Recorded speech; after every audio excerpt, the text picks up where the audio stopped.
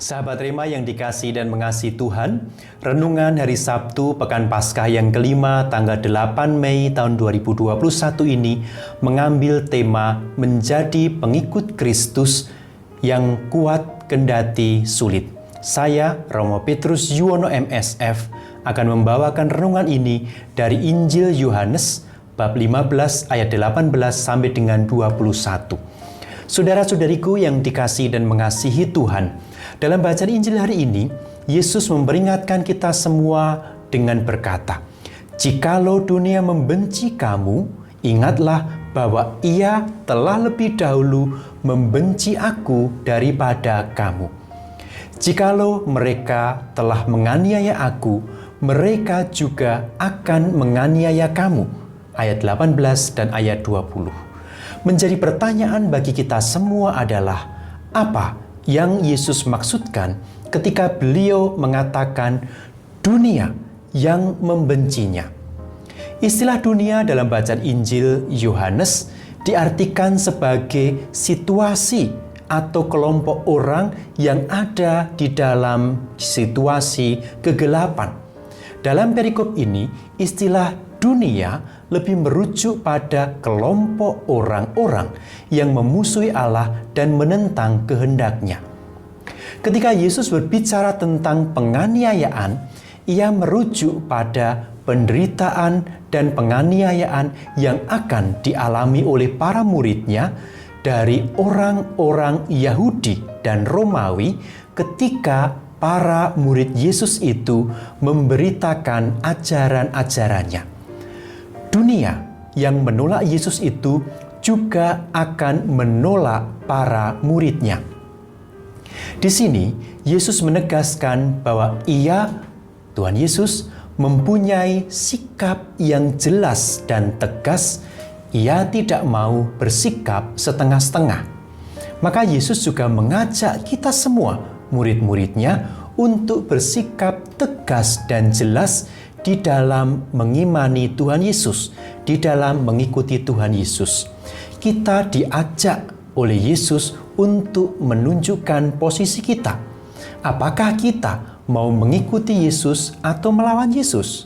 Apakah kita mau tinggal dalam kerajaan terangnya atau tinggal di dalam kerajaan gelap? Saudara-saudariku yang dikasihi dan mengasihi Tuhan, penderitaan adalah bagian yang tak terpisahkan dari kehidupan kita manusia. Tak seorang pun di dunia ini yang belum pernah mengalami penderitaan, belum pernah mengalami rasa sakit. Demikian pula di dalam hal hidup beriman. Tak seorang pun, khususnya kita umat Kristiani, para pengikut Kristus, tak seorang pun yang tidak pernah mengalami penderitaan, kesulitan karena iman kita. Hal ini karena hidup bersama dengan Yesus bukan soal selalu mendapatkan hal-hal yang mudah, hal-hal yang nyaman dan membahagiakan saja. Karena itu, kita seharusnya tidak berdoa untuk memohon agar hidup kita, agar keluarga kita itu hidup selalu berkelimpahan atau selalu mendapatkan kemudahan. Bukan berdoa seperti itu. Sebaliknya, kita semua diajak untuk berdoa memohon agar menjadi orang Kristen, menjadi pribadi yang lebih kuat dari hari ke hari dalam menghadapi tantangan hidup dan melakukan dan senantiasa melakukan yang terbaik dari yang Tuhan kehendaki atas hidup kita. Saudara-saudariku yang dikasihi dan mengasihi Tuhan, kita semua sebagai manusia mempunyai kecenderungan umum, yaitu ketika kita mengalami rasa sakit, kita mengalami penderitaan, kita mengalami ketidaknyamanan, adalah kita cenderung ingin menghindar dan membuang jauh-jauh penderitaan dan ketidaknyamanan itu. Jika kita sakit kepala misalnya, kita akan cepat-cepat untuk mencari obat sakit kepala. Ketika kita demam, kita cepat-cepat mencari obat penurun demam bagi kita.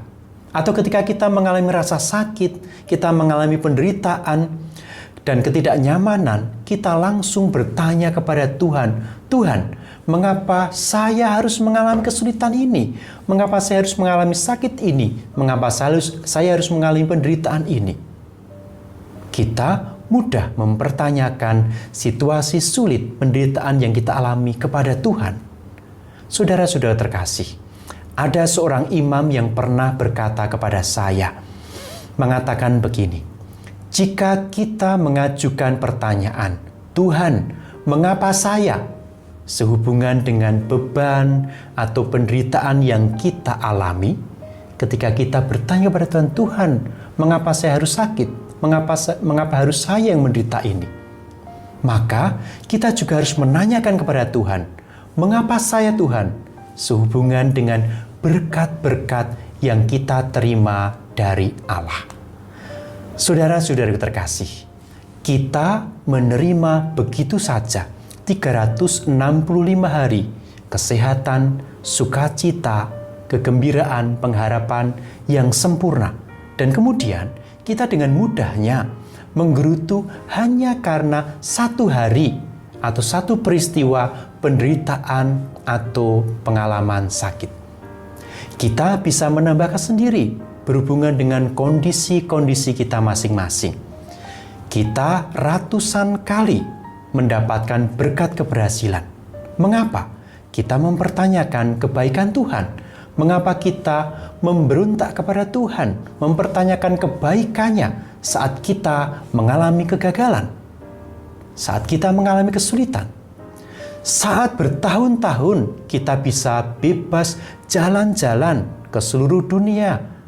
Kita jalan-jalan ke tempat-tempat yang indah yang kita kehendaki. Dengan gembira kita jalan-jalan, mengapa kita menanyakan penderitaan, kesulitan, dan kebosanan kita saat kita harus berada di rumah selama beberapa bulan atau mungkin 1 tahun ini karena pandemi COVID-19?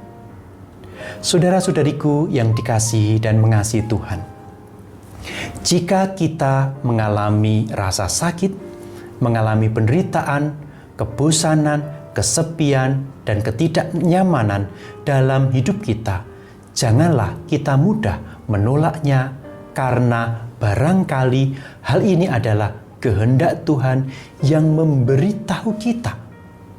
Tuhan hendak memberitahu kita, perbaruilah hidupmu dan jadilah orang yang lebih baik.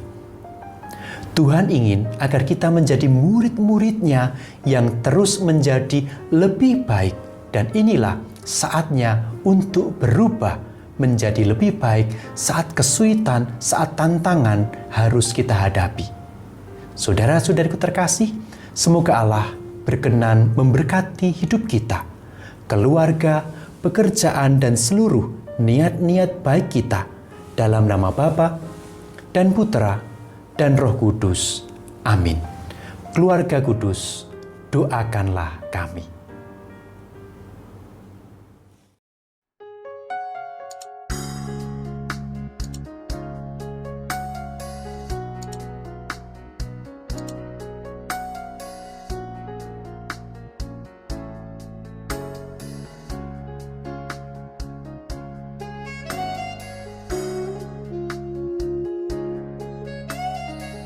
Sahabat Rema, sampai jumpa dalam program berikutnya.